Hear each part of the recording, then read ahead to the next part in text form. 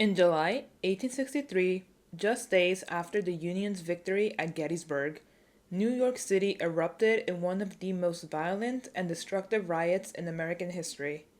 What started as a protest against the Civil War draft quickly turned into a deadly attack on Black Americans, abolitionists, and other symbols of federal authority.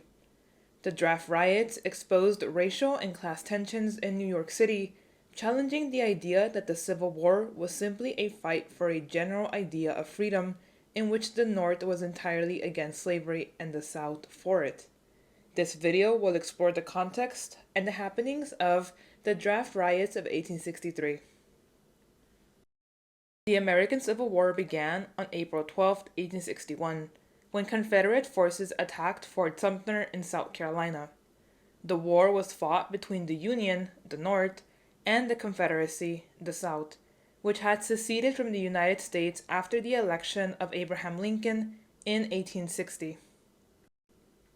The election of Abraham Lincoln in 1860 prompted secession of Southern states due to deep-seated fears regarding the future of slavery.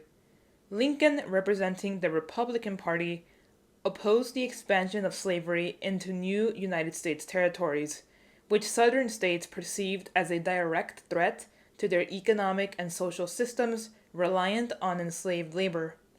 This apprehension was exacerbated by the belief that Lincoln's presidency could lead to the abolition of slavery nationwide. Consequently, starting with South Carolina on December 20th, 1860, 7 Southern states seceded from the Union before Lincoln's inauguration in March 1861, setting the stage for the American Civil War. Therefore, it is evident that the primary cause of the war was slavery, particularly its expansion into new territories. Southern states, whose economies depended on enslaved labor, feared that Lincoln and the North would eventually abolish slavery. In response, a total of 11 Southern states eventually seceded and formed the Confederate States of America. The Confederate States of America was composed of the first 7 states to secede, which were South Carolina, Mississippi, Florida, Alabama, Georgia, Louisiana, and Texas, and also those that followed, those being Virginia, Arkansas, Tennessee, and North Carolina, after the outbreak of the Civil War in April 1861, making a total of 11 states that seceded. The Confederacy was officially established on February 8, 1861, with its capital initially in Montgomery, Alabama, before moving to Richmond, Virginia in May 1861. It was governed by Jefferson Davis, who served as its president, with Alexander H. Stephens as vice president. The Confederate government functioned under a constitution similar to that of the United States, but it explicitly protected the institution of slavery. The Confederacy existed until May 1865, when it collapsed following the defeat of its military forces in the American Civil War. The war lasted 4 years, with many major bloody battles that would be remembered in our history, such as Antietam in 1862 and Gettysburg in 1863.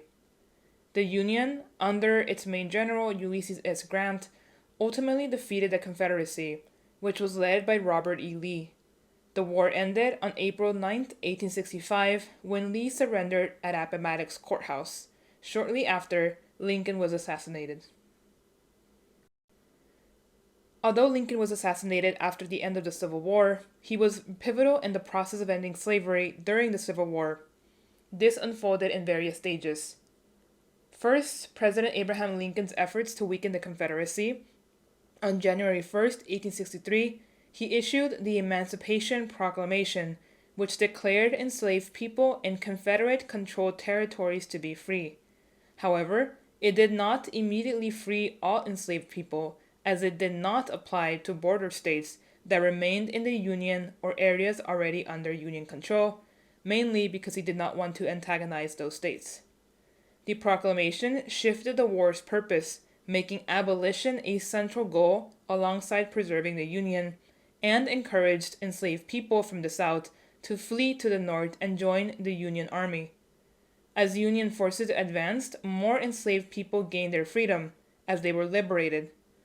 To fully abolish slavery, Congress passed the 13th Amendment on January 31st, 1865, and it was ratified on December 6, 1865, legally ending slavery throughout the United States, except in some places where the news did not reach, and which, in case it happened later, such as in Texas, which we celebrate now as Juneteenth, on June 19th, 1865, when the news of emancipation throughout the nation finally arrived. This amendment ensured that slavery could never be reinstated and marked the true legal end of the institution. Backtracking a little bit, this is the context to understand the time and place in which the draft riots occurred. By 1863, the Civil War was in its third year, and both the Union and Confederacy were struggling to maintain their armies. The Union needed more soldiers, leading to the Conscription Act of 1863, the first federal draft in United States history. The Conscription Act of 1863, passed by Congress on March 3, 1863, required all male citizens and immigrants who had applied for citizenship between the ages of 20 and 45 to register for potential military service. The law allowed for two major exemptions, which made it deeply unpopular. First, a draftee could pay a $300 commutation fee to avoid service. And second, he could hire a substitute to serve in his place. These provisions led to widespread criticism, as wealthier men could effectively buy their way out of service, while working class men, especially immigrants and laborers, were left with little choice but to fight. The act was passed to bolster Union troop numbers as voluntary enlistment was declining. However, it sparked violent resistance, particularly in New York City, where the draft riots of 1863 erupted. With working class white men, many of them Irish immigrants, targeting government buildings, wealthy individuals, and Black Americans, whom they blamed for the war and the draft. Despite the backlash, the Union Army ultimately benefited from the draft system, which helped sustain its forces throughout the later years of the Civil War. For many Irish immigrants in New York, this felt like an injustice. They saw themselves as being forced to fight in a war that, after the Emancipation Proclamation, has shifted to focus entirely on ending slavery, something they believed would threaten their already precarious economic position. Therefore, the stage was set for violence. On July 13, 1863, thousands of angry New Yorkers gathered in protest. What began as demonstrations quickly turned into violent mobs targeting draft offices, wealthy homes, and even government buildings. But the rage of the rioters wasn't only directed at the draft. Many turned their fury toward Black New Yorkers, whom they saw as competition for jobs and, more disturbingly, as the reason they were being drafted in the first place. One of the first targets was the Colored Orphan Asylum on Fifth Avenue, which provided shelter for hundreds of Black children. The mob burned it to the ground, forcing children to flee for their lives. Black men were beaten and lynched in the streets, and entire Black communities were terrorized. Over 4 days, the city became a battleground. Union troops, fresh from Gettysburg, had to be sent in to restore order. By July 16th, the riots had finally been crushed, but the damage was immense. Over 100 people were dead, and the city's Black population was permanently affected. Many Black families fled New York City permanently, seeking safety elsewhere. For example, many sought safety in Black communities, like Weeksville. We made a video on Weeksville for those interested in learning more about these Black communities. You can check it out by looking at our Black History Matters 2025 playlist. The riots brought several important figures into the spotlight. For example, Governor Horatio Seymour, a Democrat who had opposed Lincoln's war policies, called the rioters, quote-unquote, my friends, in an attempt to de-escalate tensions, but many saw his response as weak. Frederick Douglass, one of the most vocal black abolitionists of this era, wrote scathing critiques of the violence, warning that this was proof of the dangers of racism and unchecked white supremacy and anger. Another person who was deeply affected was President Abraham Lincoln, who was already dealing with the pressures of the war and who was forced to walk a very fine line. He needed to restore order in New York, but couldn't afford to alienate the city's working class. Meanwhile, the victims, majority black New Yorkers, abolitionists, and government workers, were left to pick up the pieces. The draft riots exposed the limitations of freedom in America. While the Union was fighting to end slavery, black Americans in the North still faced extreme violence and racism, even in a city that claimed to oppose the Confederacy. New York's black population never fully recovered. Many who had been living in the city for generations had to leave for safer communities like Weeksville and Brooklyn. The riots also reinforced fears among the wealthy elite that the poor, especially Irish immigrants, could be dangerous when angered.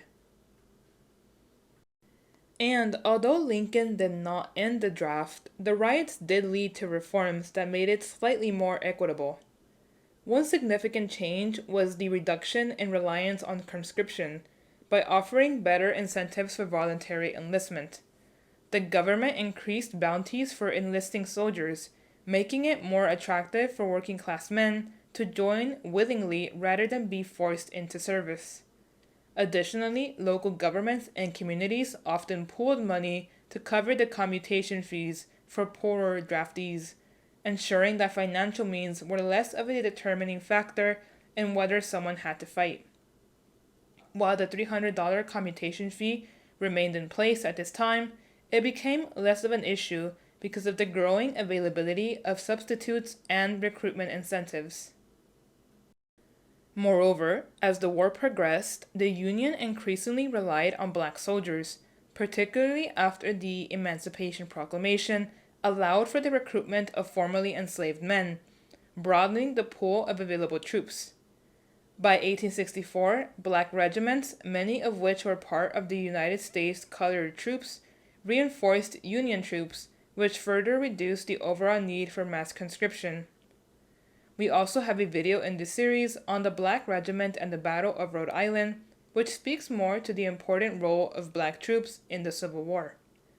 Ultimately, while the draft was never fully equitable, these reforms helped to ease tensions and ensure that the burden of military service was even more evenly distributed across different economic and racial groups.